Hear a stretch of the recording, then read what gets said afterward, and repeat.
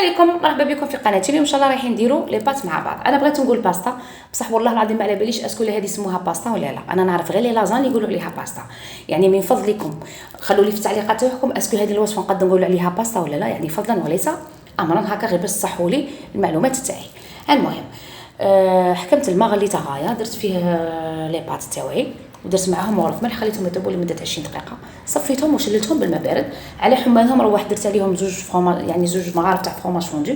ما عندكش فروماج فوندو ديري تاع الحبه يعني بورسيون، ودرت معاهم فنجان تاع لاكريم فريش. ما عندكش لاكريم فريش ما ديريش. لا فيون داشي تاعي درت فيها شويه ملح شويه حرور مسكن جبير توابل دجاج، ودرت معاهم توم بودر وقليتهم في مقلاه، خليتهم حتى يتقلاو غايه.